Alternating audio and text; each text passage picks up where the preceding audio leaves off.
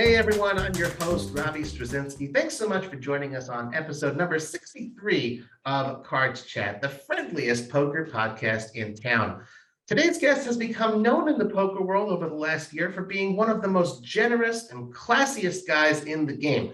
That's because not once, but twice, he has donated every penny of his tournament winnings. First, $125,000 after his 8th place finish in the 2020 WSOP main event, and now over $200,000 after winning a bracelet at the 2021 WSOP.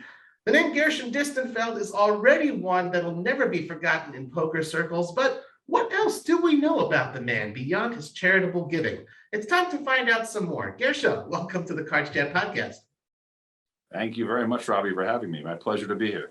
Cool. Thank you. Thank you very much for joining. And I got to say, I've really been looking forward to this conversation. It was fun to get to meet you and see you at that bracelet ceremony. And we even bumped into each other at a restaurant. So thank you very much for your time. And I'm looking forward to really getting to know you a little bit better myself. I'm looking forward as well. I watched one of your podcasts recently. We interviewed Ari Engel. It was fascinating. So hopefully I'll be half as fascinating. Okay, we'll aim for it. Thank you. I appreciate that. I think that was episode number 36, folks. If you want to go ahead and listen to that after this one, we have a good selection of podcasts for you guys to listen to. So Gershon, how did you first get into poker in the first place? What attracted you to the game? I think like everyone else in the moneymaker era in 2003, where it became a sport, so to speak, on ESPN. I got more interested in the game. I have a full-time job, so I don't have time to play a lot. Never did. I'd start, probably a good 10 years after that, maybe 7 or 8 years ago, I started to play, occasionally I go to a tournament in Atlantic City. I lived in the New York tri-state area, Atlantic City or Foxwoods. But I read a lot about the game. I was just very interested. The combination of kind of probability, psychology, dealing with incomplete information, which is something I do professionally also. That's partly, what investors do. It fascinated me. And I think the thing that fascinated me the most, and I'm not sure in my mind it was this articulated, but in hindsight, was the idea that in theory, I could win. I could practice basketball all day long, right? If I played LeBron James one-on-one a million times, he wins a million times. I could practice golf all day long. I go up against one of the best golfers in the world, I lose every time. Here's something like maybe I'm sure I'm not as good as some of the professionals, but I have a shot. I was able to win a bracelet. And again, it's a dream come true and not something I expected, but it was at least theoretically possible. So I'm a very competitive person. I don't want to try something that is really physically impossible, but this was something within reach. So that really interested me and attracted me to the game. Interesting. And you mentioned going to Atlantic City, going to Foxwoods in Pennsylvania. Do you sort of travel a lot for work and then you take time on the side to sort of like play in the nearest poker room, or did you actually travel out specifically to play poker tournaments once in a while? No, I specifically traveled to play poker tournaments. Again, probably 2-3 times a year. I think I went to the World Series of Poker for the first time about 5 years ago out in Vegas. And I played a couple events. I don't think I've even played 20 bracelet events in my life. So, I think we were joking, Robbie, together, like, Phil Hellmuth might have the most bracelets, but I probably have more bracelets per capita. Exactly. Obviously I'm not the player Phil Hellmuth is. But yeah, no, I enjoyed the tournament. I played cash a little bit when I first started. I didn't really enjoy it. To me, it's like, for me, it wasn't really about the money. So if I lost money, it annoyed me. If I made money, it didn't change my life. So it was competitive, but there was no like measure of success. I wanted to like win something. If that makes sense. Right. Well, so I know I see you've got tournament results on Hendon Mob dating back to the summer of 2018 in a Rio Daily Deep Stacks event in Las Vegas. So like, how did you select which events you're going to play? What made you decide, I'll play in the Deep Stacks or I'll play, this one, that one? Well, I'm guessing that was just a filler for a day I got eliminated early in a bracelet event. But I looked at the schedule when it came out, World Series of Poker, and I go out for a few days, 5-8 days, something like that. I have family life, which I'm sure you'll want to get to, and can't just disappear for long periods of time. fact, my wife wasn't that thrilled. They went back to get the bracelet and play the main event, but that's life. It doesn't ship well in FedEx, you want to pick it up yourself. Yeah, well, they wouldn't give it to me, believe it or not. I had to, when I won the bracelet, it was a Wednesday, and I was scheduled to leave that afternoon. So when I made the final table, I pushed the flight off to make a red eye. I figured, Right. I'll for sure make a red eye. And by the time I got done with all the interviews, I missed the red eye. I'm sitting there. I had no flight back, no hotel room, Okay. full day of meetings the next day. I mean, no one should cry for me. Right. It was an unbelievable night. But yeah. So anyway, so I took the picture of the bracelet, and they're like, okay, we'll do a bracelet ceremony tomorrow. I'm like, I'm out of here. Right. But I'm coming back for the main event in a couple of weeks. We can do it then. Like, okay, fine, but you can't take the bracelet then. I'm like, why not? They're like, well, people have taken it before and they don't come back. We want to do a bracelet ceremony. So I came back home and everyone's like, where's the bracelet? Where's the bracelet? But I finally got it. We were there last week, and Right. now I'm, I guess, proudly wearing it. Beautiful. I think, guys, if you're just listening, Gershon's showing a beautiful bracelet to the camera. That's great. So, and I'm guessing you didn't just put it on just for the interview. No, I'll wear. I mean, the question about whether I'll wear it forever. Many years ago, I joked that when I won a bracelet, and my wife and kids were like, "It's the ugliest thing ever," which I don't think it is. I think it's beautiful. Like I told them, Tom, well, if I ever do win it, it's never leaving my wrist. And they're like, okay, yeah, whatever, go win it, sure. Like that's gonna happen. I never believed it would happen. Right. It's still surreal. I wake up some mornings and I'm still like, I can't believe that this happened. Amazing. Well, we're definitely going to talk a little bit more about that bracelet win, but like I said, let's learn a little bit about Gershon away from poker. I know you've worked at AllianceBernstein Investment Management Company for almost 24 years. And I saw that number. I'm like, my God, that's not something we tend to see too much of in this generation. Usually in today's day and age, with so many of us, and I know myself, I've moved around every couple of years, this workplace, another workplace. So what's kept you rooted at one company? That's a character trait, I think. Well, look, AllianceBernstein is a very special company. It's a big company with a small company feel. The firm's been extremely good to me. They've given me opportunity after opportunity. So obviously, like everyone else, had opportunities to leave at one point in time. But yeah, it is very rare for someone to spend essentially their whole career, which I have here at AllianceBernstein. And I think it's a great place to work. It's a great culture. And look, Wall Street is not necessarily filled with not every firm has a culture that you want to be a part of. And Sure. This one does. And, now that I'm part of the leadership team of the firm and I sit on the operating committee, I have a chance to shape that culture as well. So it's just, I don't know. It's a great firm, and I have a lot of hakarat hatov. We could translate that for our non-Hebrew speaking Gratitude, I would say. Yeah. Gratitude, a fancy way in Hebrew of saying gratitude to the firm for the opportunities that it gave me, and so yeah. Look, who knows what tomorrow's going to bring? I'm probably not going to be here for another 24 years, but this has just been great place for me to build my career. Well, that's good. Well, you did mention that beautiful Hebrew phrase, the gratitude, hakarat hatov, and that's just something I got to say also, like, kudos to you. I noticed the first words out of your mouth when you're doing your bracelet ceremony, not about yourself and your win, even your family's like, let's thank Jack Ethel, let's thank the tournament staff, let's thank Jonathan Little. I think that's a beautiful trait that we could all follow, and clearly that extends to, your work life as well, and good on you for, throwing the spotlight back on them. I don't know, I have to be honest, I don't know what the specific titles mean. I've read the description on LinkedIn. I still don't really know exactly what you do. So I'm hoping you can just very briefly explain that role, but more important than that, I'm wondering if any of the skills you've honed and developed over the years at your job have specifically assisted you at the poker table. Yeah, so my job is to, I for most of my career, I grew up in what's known as the high yield bond market, or the junk bond market, where we make loans to risky companies, and that's where I spent most of my career running that business. I've been co-heading our fixed income division, and for those who don't know what fixed income was a fancy way of saying bonds, right? We lend money to governments, municipalities, corporations, and others. We manage a little over 300 billion in assets and client assets around the world. It's a global business for us. So in terms of did I learn? I think I mentioned at the outset some of the skills that you need. We're always acting with incomplete information. We can research the heck out of something, but there's always a lot more we don't know than we do know, and that's true in poker as well. You know your cards.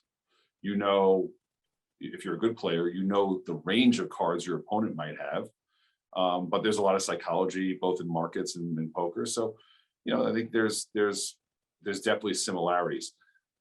Can I say necessarily that my career really directly led to me being, again, I don't even know if I'm good at poker. Who knows? I got lucky in a couple of times. I don't know if it was directly, but I think a lot of the things that interest me about investing are also true of the poker world as well. And obviously to be in that kind of position, you have, you don't just like, well, let's choose this, let's choose that. It's not really random. There's a lot of study, a lot of research, and effort and time that goes into that. So too with poker, at what point did you sort of begin saying to yourself, hey, if I want to, do well at this, I ought to study? Look, I was just fascinated by the game. And when you watch on ESPN, it looks like it's so simple. You see everyone's whole cards and you start really looking into it. It's a very simple game to learn how to play, but it's a lifetime type of achievement to learn to play it well. And, I definitely was that. I mentioned Ari Engel before. He's probably the most accomplished player at the table, definitely a better player than me. I think the most fortunate part of everything is I had him to the left of me. For those that he finished seventh, I believe, right? Sorry, I had him to the right of me, and he finished seventh. But when someone's to the right of you, they always have to act before you, right? Almost all hands. So, you want the better players to be on your right and the weaker players to be on your left. So I was very fortunate in the table draw that I had there as well. Okay, interesting. So I'm just thinking again about this study. You credited Jonathan Little, during your speech, and you said as soon as you made it known that you're going to be donating your money to charity, he went ahead and volunteered to coach you for free. So that's obviously an amazing thing, and credit to him, and also credit to you. You clearly are at least a halfway decent student. I'm curious, what do you enjoy most, and perhaps what do you find the most challenging about poker study? So look, the reason I was, so many things that were fortunate in this thing. I had read pretty much every significant poker book that had come out in the past 10 years. And John Little was a publisher in addition to a coach, and I read a lot of his stuff. And I always liked his approach. It was very rational. He's a nice guy. Yep. There aren't other poker coaches that are nice guys, but I was drawn to him. So it was just so interesting. We had a mutual friend. We'd never known each other before. And, they connected us, and he called me out of nowhere, or I don't know, someone sent me an email to call him, and he said, look, I heard we do a charity. I think it's great. I'm willing to coach you. My first question was, okay, but you're not coaching anyone else at the final table. This was a 2-week period between the final table, and it actually happened. He's like, no, I'll coach you. And, he was phenomenal. He spent many, many hours with me. I kept in touch with him throughout this whole time. And we worked on at the time it was a final table. And usually people care about laddering up, ICM implications. Right. I just wanted to win. I was happy to go out first if it gave me a chance to win. I didn't want to, would have guessed better if we finished second or third, but I wanted really a chance to win. I wanted a bracelet. And so we worked on kind of how do you play when most other people are going to care about the pay jumps and you're not going to care. Now, it didn't work out. I lasted a whole 6 hands. Not that I played poorly, but sometimes you don't get the cards. But little did I know, talk about all the good fortune here. Little did I know that was exactly the style of poker I needed to play to win this tournament. This tournament was a shootout tournament. Right. So it wasn't a typical tournament. You had to win your entire table to advance. So everyone there is playing there. Doesn't matter whether you finish 9th or 2nd. Right. Only the first advances. So there were 800 people in the tournament. There were 80 tables of 10 people each the first day. So I won that table. And the next day there were, we played 8-handed. There were 10 tables of 8, and I won that. And then the final table was 10. But the work that I did with Jonathan, back last December, really was influential in me winning this time. And Jonathan was great in terms of, I call him during the breaks. Nice. I tell him the status, where I was at. I asked for advice, and he'd be like, Gershon, you know what to do. Just go play good. go play well, whatever he said. And yeah, it was great. I mean, I got to know Jonathan quite a bit. And actually, this past week when I was still in Vegas, I recorded. We went through some of my hands for Beautiful. his YouTube channel, which will be coming out in the next few weeks. So he's just a great guy, and he was very, very gracious with his time. Really wouldn't take anything from me. I tried to offer him some things, but just overall, just great experience. But again, like so many things that came together, I think one has to realize that I shouldn't say anything, but almost anything you do in life is attributable to partially you and your skill and your talents, but also partially to, and this is whether you believe in God in a religious sense or fate or destiny, whatever you want. There's we call mazel in Hebrew. Right? There's a luck aspect to it. So, it's why I told Jonathan, I'm like, I was probably worse than the average player there. So I probably had a 1 in 1,000 chance of winning and not 1 in 800. And he's like, no, you sell yourself short. There are a lot of poor players. You're maybe 1 in 600.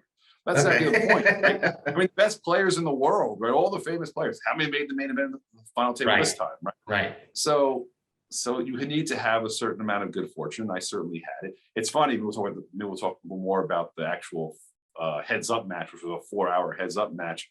I had a lot of unlucky things happen. He was down to his last couple of big blinds a few times. I had been all in 8 times for the bracelet and lost every time.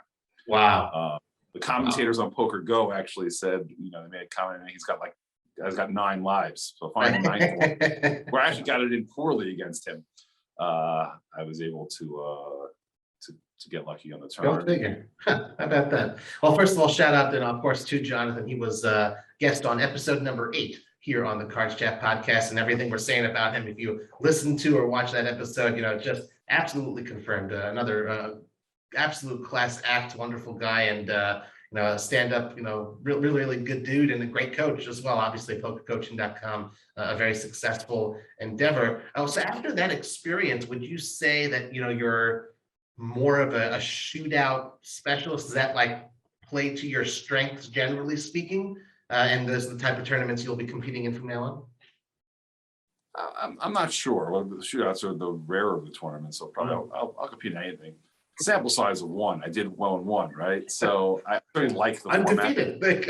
I'm undefeated. I like the format quite a lot. I like the idea of every day you start with the same chips as the other people. Right. It's just, you play in these big tournaments, and through, even if you play well, you're not going to be among one of the largest chip stacks. You start with a severe disadvantage the next day. So I very much like this format, but I wouldn't say that it's the only format I would play.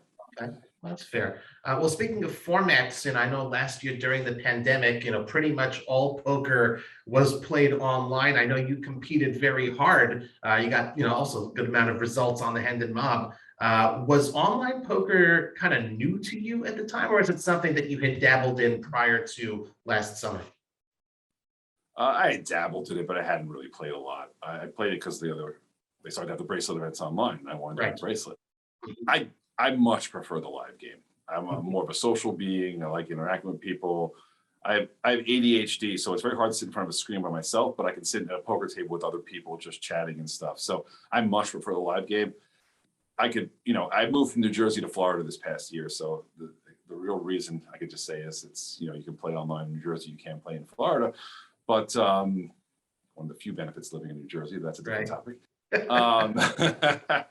But the real reason is I don't like the online game, and I don't really anticipate playing online again. I probably will not play until next summer at the World Series of Poker in Vegas. Really? Well, that's interesting. You moved to, I think it was South Florida, like the Hollywood area? I moved 3 blocks away from the Hard Rock Casino, which has a lot of high stakes tournaments. So maybe I'll play in one there, but maybe I'll play in one there. But I look, this is not something that, and this is where I have lots of debates in my own community about whether poker is a form of gambling or not. And it certainly is. For me, it's more entertainment, and it's a challenge.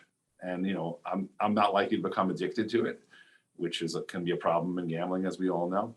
So but again, it's funny. I think most poker players can't wait to play the next day. I actually left a few days earlier than I planned to in Vegas. I was going to play a few more tournaments.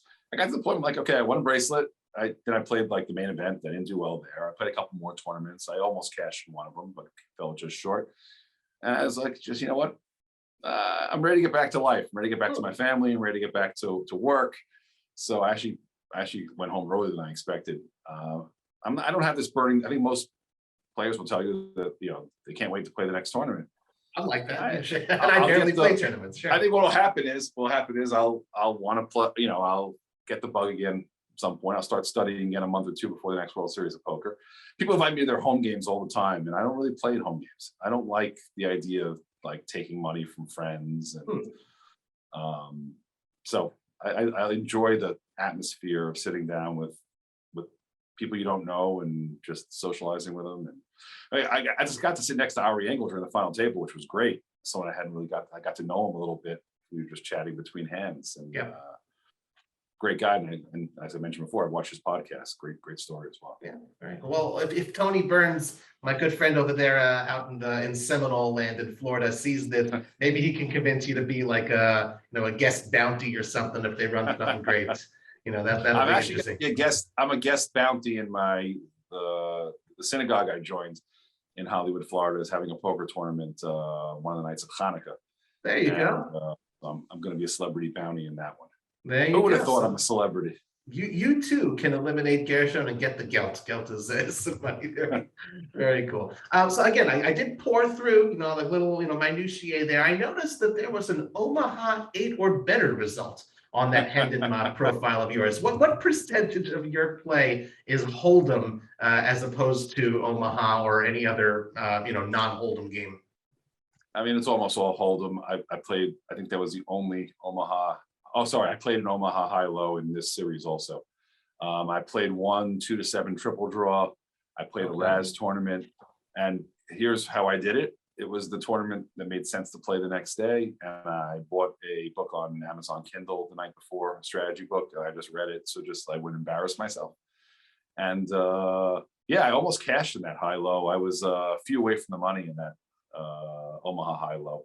I played regular Omaha a couple times, but I mix it up. It's a different game. It's exciting, but I feel the only place I feel like I mentioned, I don't think I'm as good as the big pros, but I feel comfortable in the Hold'em game. I think I'm good enough to compete, and obviously I won a bracelet, so good enough to do that.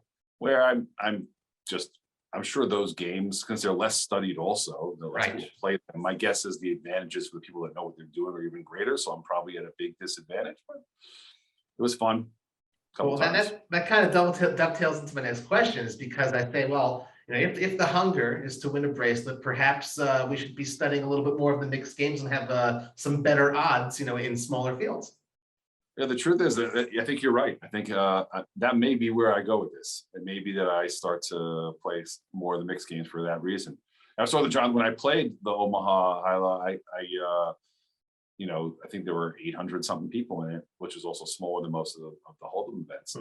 And we were saying, like, I probably have a better, even though I know what I'm doing, I have a better chance of winning a bracelet here than I did.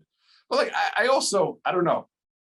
Everyone's like, oh, you're going to want to win a second bracelet. And I'm kind of like, this was a dream come true. One of those dreams, like, I don't know, a kid's dream of hitting the game-winning home run in Game 7 of the World Series. I dreamt for the past 20 years of winning the bracelet, but I never really, it was like, I never really thought it would happen. So, like, to me, if I win another one, great. But if I only win one, and I can just have this story and I have this thing on my wrist for the rest of my life, I'm good with that. That's beautiful. Well, I do say, if I must say, I kind of have to plug, I know if you do want to get more into mixed games, there's a very handsome podcast host who hosts the occasional mixed game festival. You're always welcome to come and join that. For most people, whether it's a professional player or a recreational player, the money you compete to win while playing poker, let's call it, it's not an insignificant part of gameplay. But for you, as you said, it seems that something else is motivating you. I'm wondering, what sort of feeling are you chasing, and what is your goal when you sit down to play poker? My goal is to win. I'm a very competitive person. And like I mentioned before, I view poker for myself as more entertainment. Like, I expected to lose money playing poker. I expected to, I just, first of all, I mean, 90% of poker players lose money. That's a different story. But I expected to lose money, and that was like, it was entertainment value for me. It was something I was interested in, something I competed. And my feeling was, again, my wife and I are blessed, very fortunate in life with financial resources we've been blessed to be given. And I don't really need the money. And my wife and I are very involved in a bunch of charities, both with donating and with our time. So I felt like I always said to myself, if I won a big tournament, I won significant money, right? I would donate to charity. I always told that to myself. So I think it was natural.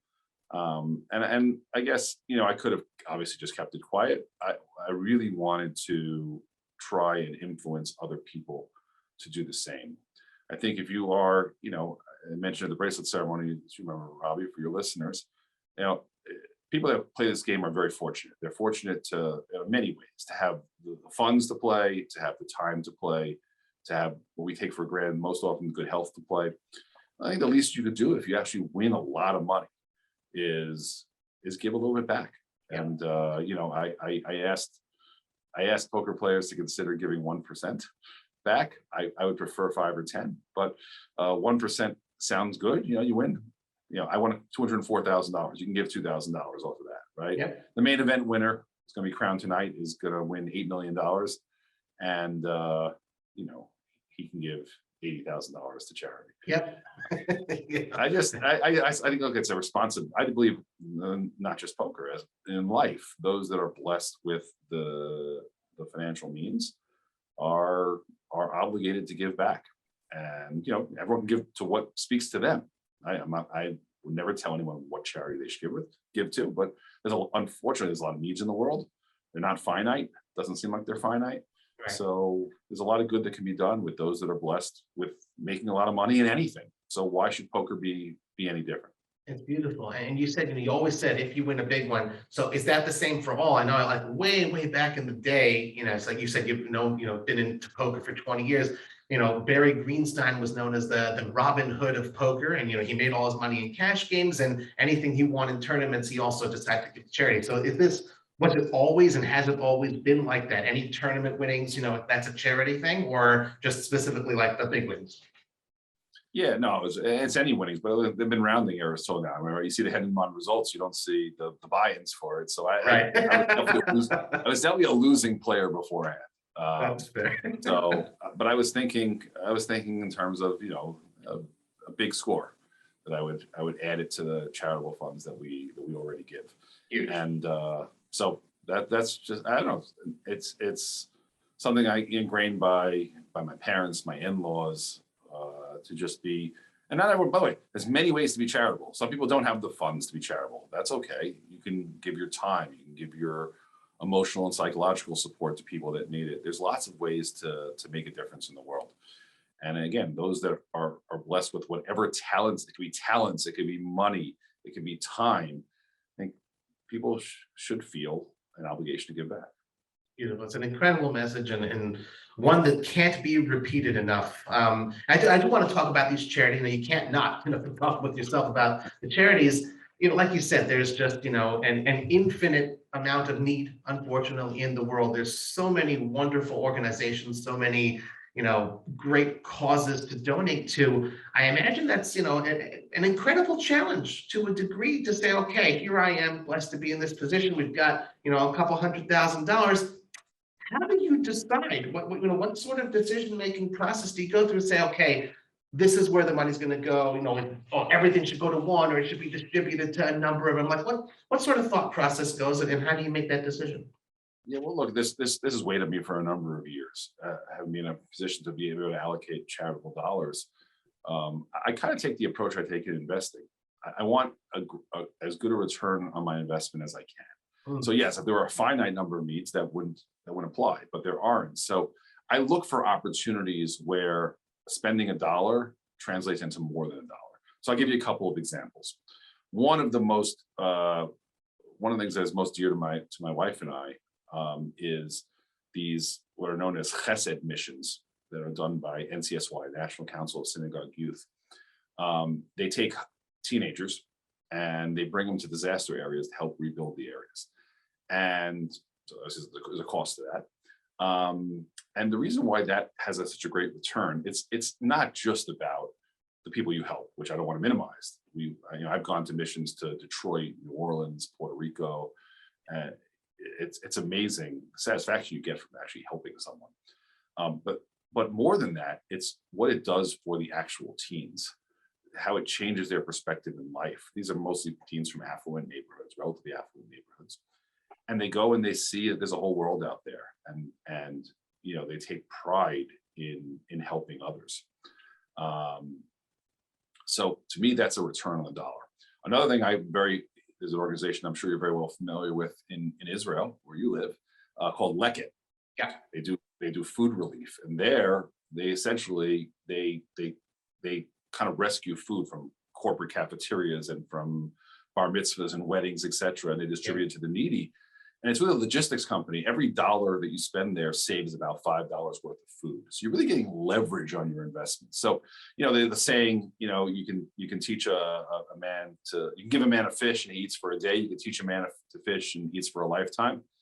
So I try and I can give some other examples. But I try and give to charities where it's not just about meeting an immediate need, but there's some longer term benefit, or the dollar is multiplying that much more. So it's not like I do a research anew. These are all organizations that I had, actually for the most part, I did offer, the poker news people were very, very nice to me. And in a show of, again, Hakarat Hatov, of gratitude, I asked them to allocate 10% of the winnings. So they allocated $20,000 to $10,000 each to two charities in Southern Nevada, a food relief charity and an autism charity. So two wonderful things I was very happy to support. But it's like I had to do research all over again. I am involved in a number of organizations. I certainly get a lot of phone calls after this. I can imagine. more so last time with the final table, but I'm sure I'll be getting here as well. But yeah, that's something. It's a weight that I constantly think about. My wife and I think about how we're supposed to, we're in some ways we're God's messengers in our ability to help those in need, and that's an awesome responsibility. And do I know I always make the right choices? I'm sure I make some bad choices, just like I make bad investments. But that's kind of how I think about it. If I can just insert a little thing myself, I'm obviously a person of deep faith as well, and that there's a saying that the good Lord gives the test, the type of test that the person can handle. So clearly that's says something about yourself. Not everyone would know how to do it. I see so many people come into money and they don't really know how to spend it. So clearly it takes a person of great character to be able to think about that type of opportunity and responsibility. Critically, analytically, and good on you for setting the right example in that way as well. And like in poker, you want to be GTO, you want to just maximize all of the opportunities. So I think you're certainly doing that. You mentioned your family a number of times, and I know obviously work takes a lot of time up. Besides poker, do you even have, poker, family, all these responsibilities? Do you have time for any additional hobbies or extracurricular pursuits? I mean, I know you're pretty involved in the community, right? Well, yeah, they say you want something done, you go to a busy person. I do try to find time to get involved in things. Like I should play more sports and physical activity, which I don't do as much to stay in shape. But yeah, I was always a huge sports fan. I've limited it now to really hockey and football. I'm a big New York Rangers fan, New York Jets fan. I'm sorry. Yeah, thank you. Long-term season ticket holder. Even kept them this year when I moved to Florida. That's a different story. Believe it or not, my favorite game is not poker. It's backgammon. I consider myself a much better backgammon player than a poker player. And there's, I learned backgammon as a kid, but I didn't really take it seriously. In the past few years, I've really started to take it seriously. I found a group of people in Teaneck where I lived for many, many years. Some might know the name Joey Bodner. Played it we used to get a group of us would play at his house most Saturday Shabbos afternoons, and we weren't playing for money, playing just for pride. But I took the game very seriously. I studied a lot. I actually have computer programs On Shabbat, I don't take pictures, but when I play during the week, I'll take a picture of the board, run it through a computer, and Backgammon solver. Yeah, good stuff. backgammon solvers, which are actually more accurate than poker solvers. So, to me, my next thing might be I enter some real backgammon tournaments. There's some, it's not nearly as prestigious as poker. No one really cares, but I think backgammon is the most. It's a combination of probability, pattern recognition, some randomness. So that's really. I will definitely play a lot more backgammon than poker till the next World Series of Poker. Well, I believe our community members had some backgammon questions for you. We'll get to that towards the end of the show. If anyone wants to contact me, I'm always looking for people to play backgammon with, especially if you live in Southern Florida. Then we can. I'm looking for. I have a couple people now I found, but I'm always looking for more people to play backgammon with at a high level. We don't mess around. Duly noted. Okay, very cool. What is something perhaps cool or interesting that very few people know about you? Maybe you can share a nugget or two with us. Well, very few people listen to this podcast. There are people in Teaneck definitely know it. I helped. I was one of the founders, maybe the primary founder of a school, of a yeshiva day school in Teaneck about 10 years ago called Yeshivat Ha'atid, the School of the Future, with a very, very different learning model and cost structure.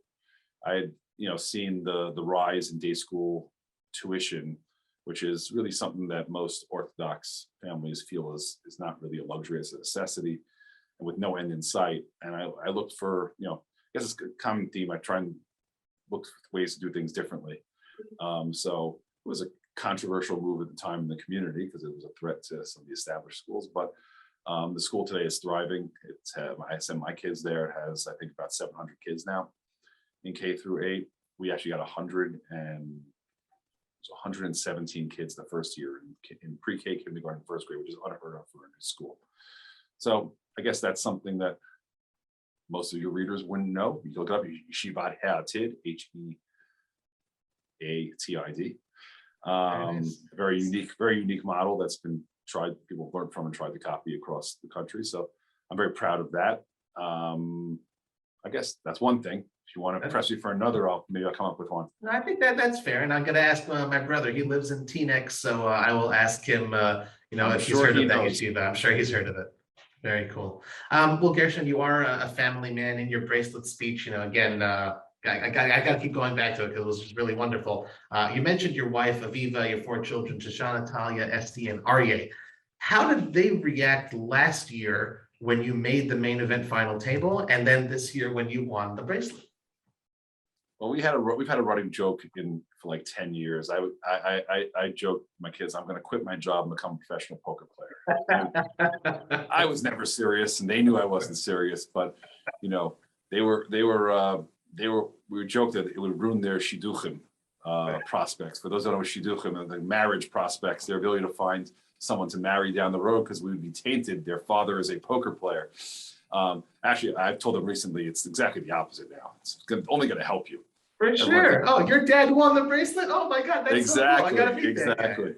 So I look, the main event, hybrid main event last year was online until the final table. So as I was getting ready, my wife and my daughter, despite not really knowing, my oldest daughter, not really knowing much about poker, they were like screaming more than I was when the last guy busted and I made the final table. I was like just in a daze. Right. They know that they know how I dreamed of winning a bracelet, and so they're very happy, very proud. They couldn't have been more supportive. Although I did tell, my wife was willing to fly out for the bracelet ceremony, and I'm like, you're going to really fly cross country for a 5-minute ceremony? So I exempted her. I joked with the night before, so you're surprising me in coming, right? And we have a 5-year-old at home, so it would be difficult. Sure. But they were very happy and very, very excited. Just very supportive. My in-laws, the Graffs of the 5 towns, a very prominent family there. They have been very supportive of me. My own parents, unfortunately, are deceased, but they would I think would be okay. And I think my family was most proud of really the Kiddush Hashem that this has made. And how I think about it is, what I'm most proud of is actually when I think about when I'm very serious with myself, it's not that I won the bracelet. I'm thrilled, trust me. It's not even that I gave away the money. It's that I had the opportunity. I think the lesson that I'd like people to take away from is I don't want most people to go play poker. Most people are in a position to give away their winnings. I want people to learn that everyone finds themselves in different situations in life, and you can sanctify God's name, or put in God's terms. You can utilize whatever you do for the good, or you can use it, unfortunately, for the bad. So whatever situation, if you can make what we call Kiddush Hashem, sanctification of God's name, in an area like poker, which I love it. It doesn't have the holiest of connotations out there. You can really do it anywhere. Everyone will find themselves in different positions and different situations in life, different things that they're interested in, different hobbies that they have. And you can always turn almost any situation into something really good. Or God forbid, you can turn into something bad. And that's the real lesson here. The real lesson is if you're fortunate and blessed, everyone has different talents, different interests, different hobbies. If you could find a way to utilize that to make the world a better place, that's a good thing that we should all be striving for. You're certainly speaking my language in more ways than one. For pretty much everyone in poker, aside from money, the WSOP bracelet is kind of like the ultimate accolade. And I imagine that, beyond having a very special place on your wrist and in your heart and in your house, I'm just wondering, what kind of thoughts are going through your mind? I stood there as well, national anthems being played, Jack Effel hands you your bracelet. In that moment, what's going through Gershon Distenfeld's mind? It's funny. I kind of teared up when I actually won the bracelet, which is very much not like me. I think I was much more composed. I have a lot of media exposure. I'm on TV a lot for my job and stuff, and I'm known as not really preparing much. And if you give me an hour to speak like this, I'll just keep on talking. As you can see, I'm pretty good at talking. But I didn't want to take up more than like 3 minutes max, and so I had to prepare and think about what I wanted to say. So I was really zoned in on the message I wanted to deliver to the room, which was day one main event players. And I really thought hopefully we'll find out. Maybe we won't find out, but I made a difference in that. I asked everyone in the room that if they're willing to donate, if they go far in the tournament, win a lot of money, they wouldn't donate 1% to clap. And I think the acoustics were bad in the room, but it seemed like most people in the room clapped. So hopefully there was a massive amount of applause. Hopefully they'll live up to that. But you asked what's going through my mind. I was really just zoned in and focused on what I was going to say. The ceremony itself was nice, and I got to know Jack a little bit. Jack's a really great guy as well, and his whole staff is. You mentioned I thanked them; they deserve the thanks. But it was really the actual winning of it was just and surreal. And I mentioned before, I wake up some mornings like, was this a dream? But now I can see the bracelet on my wrist, so I guess it wasn't. The nicest thing was, my wife saw pictures of it before I got it. She's like, man, that thing's ugly. You cannot wear that. And then when I brought it home, she's like, oh, you know what? It's not so bad. I think it's beautiful. I think it's the nicest thing. And, I said, who would have thought that I'd have a more expensive piece of jewelry on my wrist than yours? She's like, we can fix that. Careful what you wish. There might be she might have to spend a little money on a bracelet for her as well. But shout out to I think it's Jotsons or Jostins who makes the bracelets. Yes. Yeah, exactly. A beautiful case as well. You did mention it again. One thing that really struck me in particular then during your speech, and as well as now. I've seen also you've done other interviews on camera. You seem to kind of be like an absolute natural on the mic, and when you're in the center of the tension. To what do you owe that ability to be so poised and comfortable and well-spoken in the spotlight? So, Robbie, I'll tell you a funny story before that. The first time I was ever on TV, it was 2011. It was 10 years ago. I completely froze. And wow. Unfortunately, it's not available online anymore because I recently tried to show it to someone. I was in a room. It was on CNBC. I was in a room with a dark screen. I wasn't with the host. I was looking into a light, and the host asked a question of the other guest on it, and he answered exactly what I was going to answer, and I completely froze. He goes, "Are you okay, Gershon?" And that was the joke on our trading desk here. Are you okay, Gershon? For a long time. And I think most people would have, I felt awful. I was physically sick afterwards. I didn't go to work the next day. I was just like mortified, but I don't know, mortified is the right word, but I think most people would have just said, I'm never doing this again. And, you know, I took it as a challenge, and I've been on TV, I don't know, 100 times since, and I've never had anything like that. And so where did I get it from? Like, I did have a lot of media training over the years. As I became better at it and more of a natural, my firm invested in me. But I think more than anything, it's experience. I do it a lot. Actually, the past couple of years, I've just been so busy at work, I've done it less. But I still do it quite often.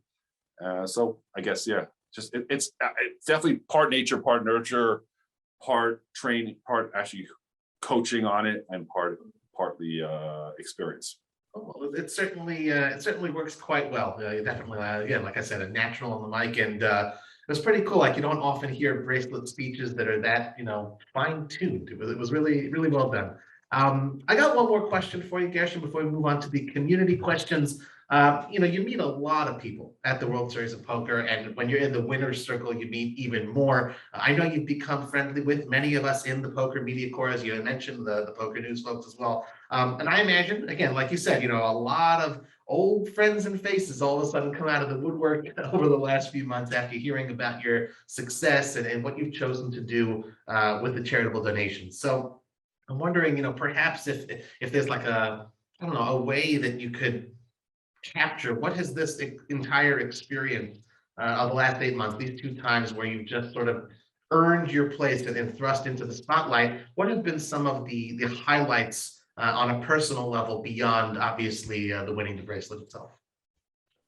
Well, it's meeting a number of people. I mentioned the poker news guys. I became very friendly with Chad Holloway, who you know very well. Yep. Natural. He's a Dolphins fan. I'm a Jets fan. So we had natural on that, and he was just so gracious in general with walking me through certain things, especially as related to the media. Jeff Platt, who I'd always seen, I met him in person. I'd seen him on ESPN before, but I met him the first time before the final table last year in Vegas. Mm-hmm. He sat down with me for a half hour, did an interview, came out great on ESPN. Just such a super nice guy. He actually was on a final table of a different event the same day I was. I got to, during the breaks, root him on a little bit.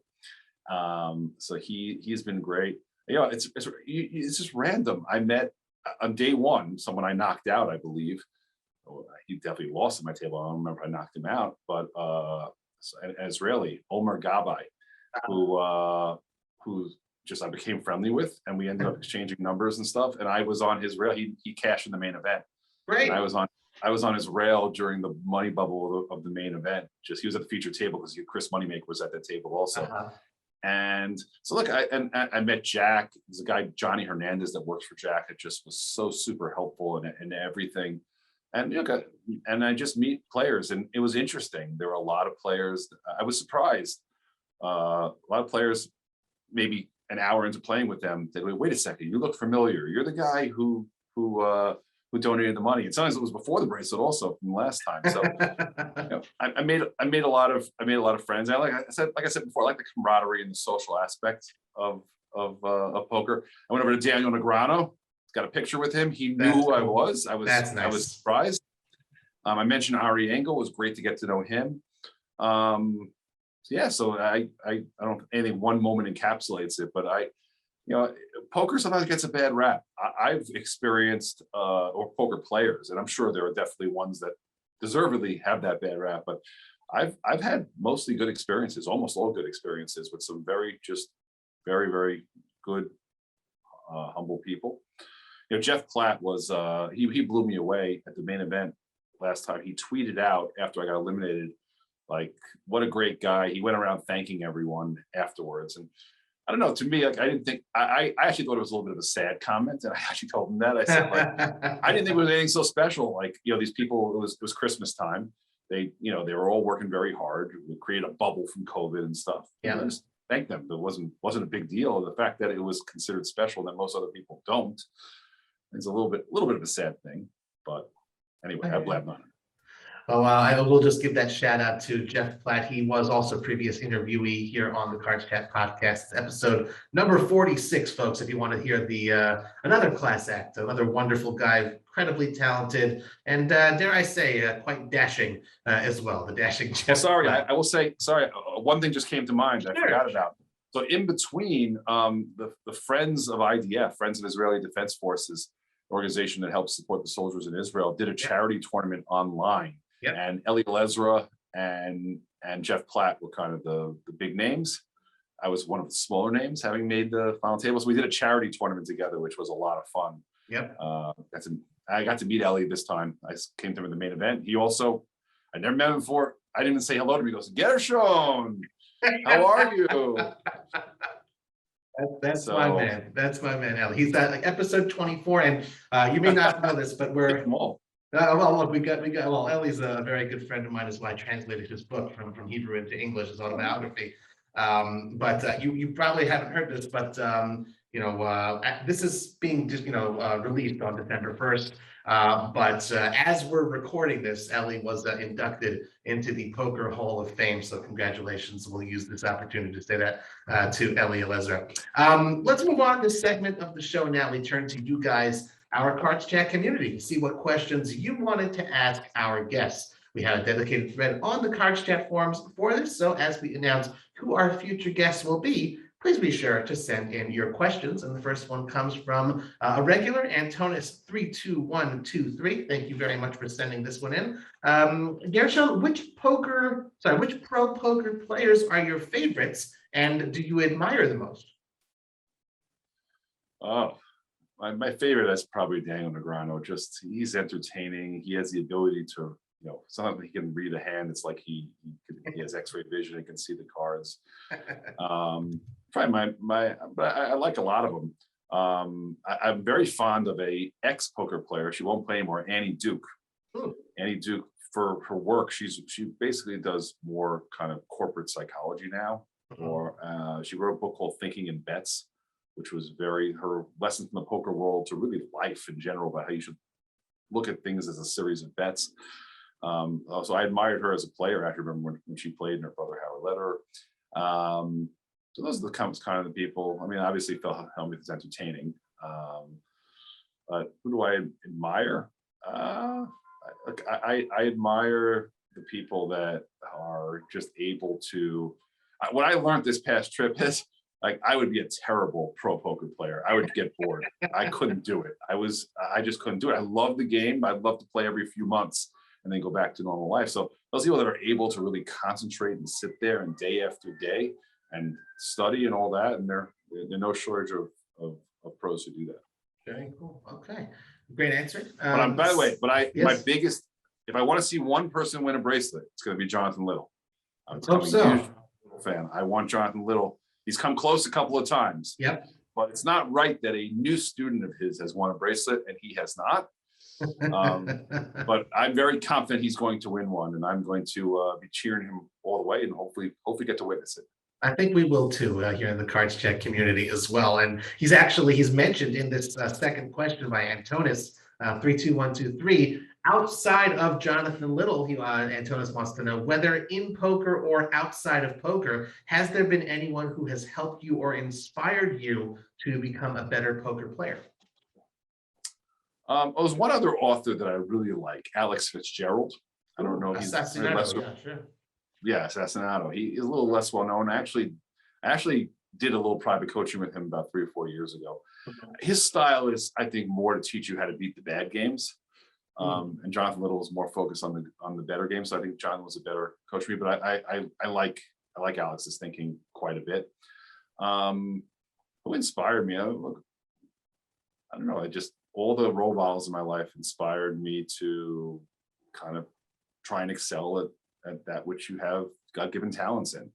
And again, I don't think I'm the best poker player in the world, but I think that far from it. I had the aptitude. So look, certainly, my parents and teachers and rabbis were all role models to me. I got to say, my religious community was incredibly supportive of this, which I wasn't necessarily expecting. not in, obviously there were some exceptions, poker's gambling, is terrible, it's horrible, but for the most part, I think people really like the story. My own communal rabbis, both in New Jersey, as well as now in Florida, have been incredibly supportive. I mean, the synagogue I belong to, there's a chat, and people show people during, they were all following it. They're hitting refresh on Poker News every second. They were all commenting, he's doing this, doing that. People staying up until 3 o'clock in the morning reading it. The rabbi of my shul was very into it. So I'm trying to picture the scene. It's amazing. yeah, no, it's wonderful. Look, I don't know. That's not something I would have expected. So I've had very great support from the community. I threw a kiddush at shul in honor of the victory. That means a gala food consumption. Yeah, thing Jewish that food. happens. There's always food with Jewish events. So Good I don't know. stuff. I don't know if I answered the question fully, but that's what comes to mind. That's pretty cool. Crystals, thank you very much, Crystals, for sending in these questions. And Crystals does want to know, Gershon, how did you get into backgammon originally? Oh, wow. This isn't live asking, right? So this would have to be before. She had to have known I was in backgammon. She must have known. She did the research. I She found mentioned it out. one I of didn't the- know that, but yeah. Like I said, I got into backgammon really as a kid, but I didn't really study the game. The computer programs were in its infancy, so no one really knew great strategy except the best players in the world. And like I said, I really got into it. I got into it really seriously a couple of years ago, maybe 3 years ago now, and I really just started to study more. I played online. I played against computers that are much better than me. And I mentioned 2 people in particular. Actually, I'll mention 3 people. One's actually a poker player. He cashed in the seniors event. Joey Nyman is an excellent backgammon player. I learned we call him the Rebbe, the senior rabbi of backgammon. I mentioned Joey Bodner, Hank Reinhardt. These are all Teaneck people. If they need anything to anyone.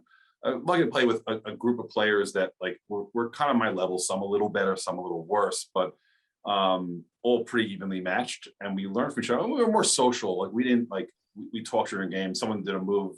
Like I asked, there's 2 possible moves, and I'm like, do you think I made the right move? And we talk about why it was or wasn't the right move. Kind of like what poker players do in the past, in afterwards on forums and stuff, reviewing certain hands. But yeah, that's how. I mean, backgammon to me, it's a game that poker's like that also, but backgammon even more so. Every game you're in a situation that you were never in before. You can play backgammon, your whole life, and every game, just about, you'll be in a unique position. There's close to an infinite amount of combinations. Just Crystals also wants to know, how did you overcome the 2-to-1 chip disadvantage going into heads-up play? Yeah, I ended up playing pretty aggressive. He was, I think, a more straightforward player. I thought he was a very, very, very solid player. Johan Schumacher of Belgium. We had a great time together. Every time we had an all-in, we put our arms around each other. It was just very collegial. Yeah, it was beautiful. It's funny. It was such a wild ride. It was 4 hours long, which is huge for a heads up, and with the way the blind format was there. And yeah, 2-to-1 chip. I about 15 minutes in, I think I had taken the chip lead. I don't know exactly how it happened. I made a hero call once, which I think I would have had a very good read on. But I had him down to, there were 20 million chips in play. He was down to like 1.5 million. And then he came all the way back to take the chip lead. Then he got down again, came all the way back to take the chip lead. The last break, I had about 11.5 million chips. He had 8.5 million chips. The blinds, I think, were 3-6. So we're talking about, only 10 to 15 big blinds deep. Yeah. And I remember I had the chip lead, and I remember just thinking to myself, I went to the break, like, I'm not going to win this. It was the first time I was nervous, and I called Jonathan Little, and I said, it's 2:30 in the morning in New York, where he lives. Yeah. And, he's like, what are you? He's like, I said, I told him, this is happening. He's playing this way. I get advice. He's like, you know what to do. Just go out and play great. And so I don't know how I overcame it. I was aggressive. I picked my spots. It's why if you go look at the Poker Go coverage, interesting. Poker Go wasn't scheduled to cover the final table. They were covering the final table of a 2-7 single draw, triple draw. Okay. Because Dale Negreanu made the final table. He busted about 5 minutes in. Okay. So they kept them going back between that table and our table. At one point, one of the poker announcers, he says, well, Gershon must be winning every pot when we're not looking, because every time we come back, they're all in, he loses. So it was pretty wild ride. I also was very out of the blue. I had a rail show. He had 2 people on his rail, and we were joking all night. You got 2 people, I got none. I'm going to use disadvantage. I had 2 people show up. My brother's brother-in-law and sister-in-law. They happened to be coming to Vegas for the first time in their life on vacation. They landed that evening, and my brother told them, "You got to get over to the Rio." Amazing. And they came and they cheered. I have a picture with them in the bracelet. So I evened it out. I got my rail there, and so it was great. Very cool. Our final question asker, AllianceBernstein. Thank you very much. Always ask some interesting and creative questions. Hope you're ready for this one, Gershon. What is something amazing that you did, but nobody was around to see it? That's really putting me on the spot. We'll allow you one pass if you'd like. Well, look, I mean, I will, this I decided should be out in the open in terms of doing to charity. I'm certainly proud of many things that I've done that are not out in the open, that people don't know about. I mean, the highest form of charity is in Judaism is when the recipient doesn't know who they're getting it from, and the giver doesn't know who the recipient is. Yeah. So I've certainly strived to do that quite a bit. So I'm proud of that. I'll tell you, maybe my proudest moment as a parent was when my second daughter, Talia, she's now 16. I'm proud of all of my children. I have all stories from all of you, but it was either her 7th or 8th birthday. And she came to my wife and I and said, I want my birthday party to be at Tomchei Shabbos. What Tomchei Shabbos is it's an organization that collects food in a very discreet manner and delivers food to people that don't have the ability they don't have enough money to purchase food for the Sabbath or really for any time. And she said she wants to have her party there, and they would have a cake and stuff, but she wanted to pack the boxes, which was done every Wednesday night. And something that you can only, it's hard to explicitly teach that. You have to, your kids observe what you do. One other example, my oldest daughter, Shoshana, just comes to mind, and I have these for all of my kids. One excruciatingly hot day in New York, like 100+ degrees. A mailman, well, I'm ruining the story. This was afterwards. It was a normal day. He came and told my wife, I don't know what you're doing with your children, but it was a few weeks ago. It was a scorching hot day, and she saw me and she brought me a glass of water, cold glass of water. So those are things you can't teach, and you hope that it rubs off on your kids that throughout, who knows whether they're going to be monetarily as successful as I've been, be able to give away money, but they can give away their time. They can do a nice thing. They can smile at someone. All those things can make a huge difference. Yeah, it's a beautiful and very heartwarming answer. I didn't answer the question. I'm proud of when my values I've seen, passed down to my kids. I'll be, if one of these, people that make the final table win a lot of money, say they're taking the 1% pledge and give to charity, I'll feel really, really good about that. There you go. There you go. Well, it's a beautiful and very heartwarming answer. And we'll end off with this last question. Also, again, thank you very much, AllianceBernstein, for submitting it. Gershon, if you could invent something, what would it be? Time machine. That's easy. I don't know if that's too science fiction. And where would you go? Would you go backwards or forwards? Backwards. I mean, history is fascinating. But I mean, it's like something more practical. I don't know. I like faster airplanes. I hate sitting on flights. I get very antsy. It'd be nice if I could fly to Vegas in like 15 minutes instead of 5 hours. It's interesting. It's one of the few technologies that, I mean, planes are more comfortable, but they don't really go any faster than they did 50 years ago. We think of all the modern progress we have in technology. But yeah, no, a time machine. People, I think, if you've seen the Back to the Future movies, right? Marty Sure. McFly wants to travel in time so that he can go and bet on the Cubs winning the World Series and make a lot of money. I don't think of it in those terms. I think of it just be so awesome to see, I don't know, just previous generations and so much of history. And as a Jew, so many this Jewish history is so full of seminal events and colorful figures, and to go see some of those. So that's what I would want to invent. Beautiful. That's very, very cool. Very creative. And like I said at the beginning, I was looking forward to hearing and learning a little bit more about the man behind the charity of the bracelet. And I certainly think I have. Everyone, thank you very much for sending in your questions to Gershon Distenfeld. And of course, a friendly reminder to everyone out there in the CardsChat community. We would love to see you submit your questions for our future podcast guests in the dedicated thread on the forums. Please be sure to give us a good review on iTunes and spread the word via your social media channels if you like the show. Gershon, before we let you go, is there anything else you'd like to tell our audience? I'd like to thank you and everyone else for being so supportive of this.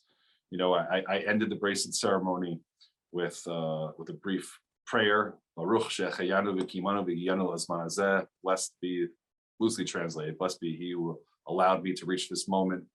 And you said amen.